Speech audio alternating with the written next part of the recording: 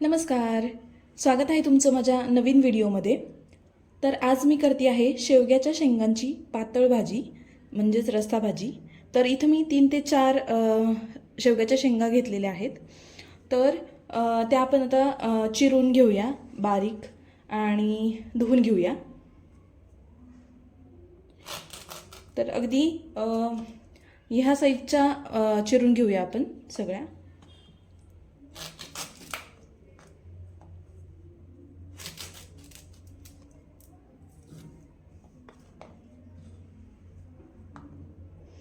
थोड्याशा शेंगा सगळ्या मीडियम आकाराच्या घ्यायच्या, जास्त पातळ नाही. खराब पोर्शन काढून टाकते मी शेंगांचा.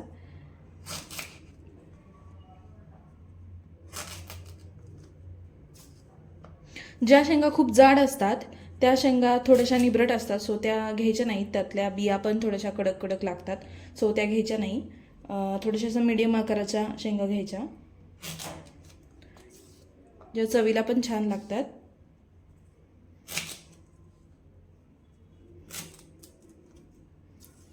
ओके, तर आता शेंगा चिरून झालेल्या आहेत. आता मी सांगते, इथं शेंगांची ही जी साल आहे ती आपल्याला काढून घ्यायची आहे. वरच्यावर जी साल अशी निघते ती काढून घ्यायची आहे. काही इझिली निघते बोटाने किंवा हाताने, किंवा आपण सुरीचा यूज करून सुद्धा काढून घेऊ शकतो. ॲक्च्युली ही साल काढायची याच्यासाठी, कारण जो आपण मसाला म्हणजे जी भाजी करताना जो मसाला आपण यूज करणार आहे किंवा ज्या मसाल्यामध्ये आपण शिजवणार आहे भाजी, तो मसाला पूर्ण शेंगेच्या आतपर्यंत जात नाही या सालामुळे. त्यामुळे साल काढून घ्यायची. अगदी अलगद निघते साल. सो असं मी सगळ्या शेंगांची साल काढून घेते. ओके, आता इथं मी सगळ्या शेंगाची साली मी काढून घेतलेल्या आहेत आणि शेंगा स्वच्छ अशा घेतलेल्या आहेत. आता मी इथं थोडंसं पाणी घेतलं आहे, त्यामध्ये मी या सगळ्या शेंगा धुवून घेते आणि 5 ते 10 मिनटं ह्या पाण्यातच शेंगा मी ठेवते.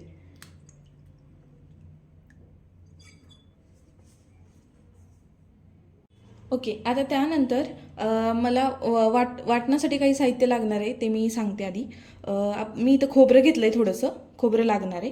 त्यानंतर एक लसूण, आणि इथे मी 2 कांदे घेतलेले आहेत छोटे छोटे, कारण छोटे असल्यामुळे मी 2 घेतलेत. जर मोठा असेल तर एकच घेतलं तरी चालेल. तर इथे मी 2 घेतलेत. आणि एक मोठा टोमॅटो घेतला आहे, तो मी अर्धा चिरून घालणार आहे. त्यानंतर थोडंसं आलं घेतलं आहे मी, ते मी धुवून चिरून घालणार आहे. त्यानंतर आता हे टोमॅटो सोडता लसूण, हे 2 कांदे आणि खोबरं, हे 3 मी भाजून घेणार आहे वाटण्यासाठी. ओके, तर आता इथं मी भाजायला ठेवते आपले कांदे. मी जे 2 कांदे घेतले होते ते भाजायला ठेवते इथं मी. त्यानंतर खोबरं घेतलं होतं मी, ते भाजायला ठेवते. आणि लसूण घेतला होता, तो पण भाजायला ठेवते. ह्या मी 2-3 गोष्टी मी भाजून घेणार आहेत, जेणेकरून वाटण त्याला टेस्ट येते. ओके, आता छान भाजून झालं आहे आपला. लसूण पण छान भाजला आहे, कांदेही छान भाजलेले गेले आहेत आणि खोबरंही छान भाजले गेले. आता मी गॅस बंद करते आणि आता हे सगळं आपल्याला वाटून घ्यायचं आहे.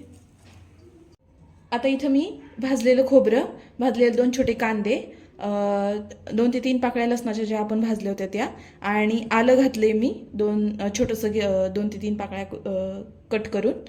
आलं थोडं घेतलं होतं, ते मी घालून घेतलं आहे. त्यानंतर आता इथं मी थोडीशी कोथिंबीर घेतली आहे, ती घालून घेते वाटणाला. आणि हे सगळं मी बारीक वाटून घेते. ओके, आता मसाला मस्त वाटून घेतला आहे मी, तर पाणी घालून थोडंसं. तर आता आपण फोडणी देऊन घेऊया भाजीला. ओके, आता भाजीला फोडणी देण्यासाठी मी तर कढई तापायला ठेवली आहे. तर कढई तापली की त्यामध्ये मी तेल घालून घेते. 2 चमचे तेल घालते. आता तेल तापलंय, तर त्यामध्ये मी अर्धा चमचा मोहरी घालून घेते. मोहरी छान तडतडली की अर्धा चमचा जिरं घालून घेते. जिरा आणि मोहरी दोन्ही छान फुललंय. आता त्यामध्ये मी आपण ह्या ज्या शेंगा धुवून घेतल्या होत्या त्या घालून घेते मी डायरेक्टली तेलामध्ये.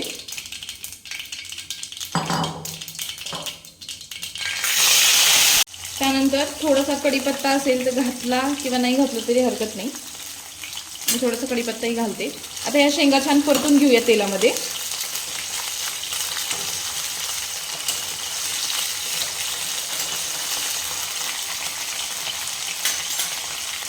त्यानंतर अर्धा चमचा हळद घालते. परतून घेऊया. आणि अर्धा चमचा मीठ घालून घेते.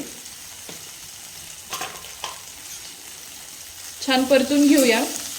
एक 10 मिनटं परतायच्या आणि त्यावर 10 मिनटं झाकण ठेवायचं. 10 ते 15 मिनटं झाकण ठेवल्यानंतर शेंगा छान वाफून येतात. शेंगा आपण वाफून घेतल्यानंतर त्या शिजतात चांगल्या. ॲक्च्युली काही लोक काय करतात, सेपरेट शेंगा शिजवून घेतात कुकरमध्ये किंवा पातेल्यामध्ये. पण त्या सेपरेट म्हणजे शेंगा आधी शिजवून घेतल्या तर त्याचा पूर्ण अर्क जातो किंवा त्यातले जे काही पौष्टिक घटक असतात ते निघून जातात.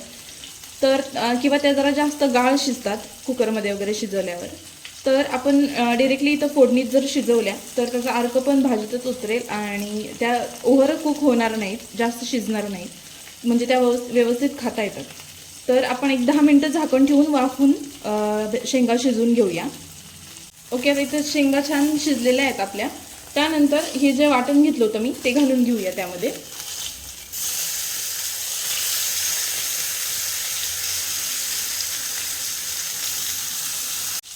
आता ही छान परतून घेऊया मसाला आपण.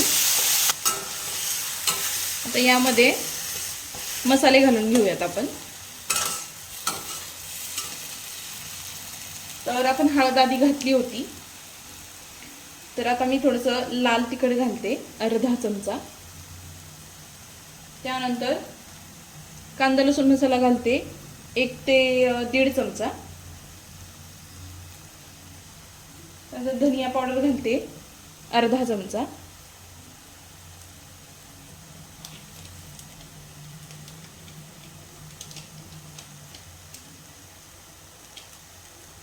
त्यानंतर गरम मसाला घालते अर्धा चमचा. मीठ ऑलरेडी घातलं होतं थोडंसं, तर आता शेवटी मी थोडंसं घालणार आहे मीठ. आता हे छान मिक्स करून घेऊया आपण सगळे मसाले.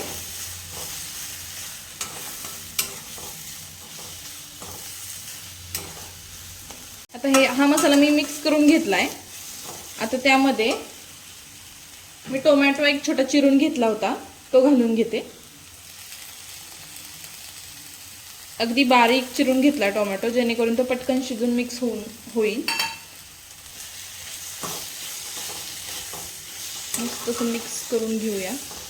चांगलं परतून घेऊया मसाला पूर्ण शिजेपर्यंत, त्याला तेल सुटेपर्यंत.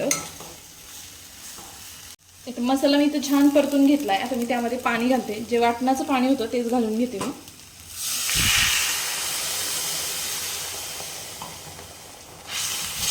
किती कन्सिस्टन्सी हवी आहे त्यानुसार पाणी घालूया.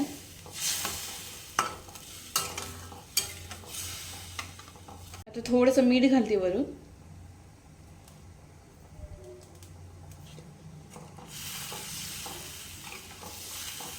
आता भाजीला उकळी येईपर्यंत शिजू देऊया. ओके, आता तुम्ही तर बघू शकता भाजीला इथे किती छान उकळी आली आहे. भाजी छान शिजली आहे. आता तर ती मी सर्व करून घेते. कोथिंबीर घालून घेतली थोडीशी वरून. मस्त झाली भाजी. आता इथं मस्त अशी शेवग्याची भाजी गरमागरम रेडी आहे. कशी वाटली रेसिपी नक्की मला कमेंट्समध्ये सांगा. आवडली असेल तर व्हिडिओला लाईक करा आणि चॅनलला सबस्क्राईब करा.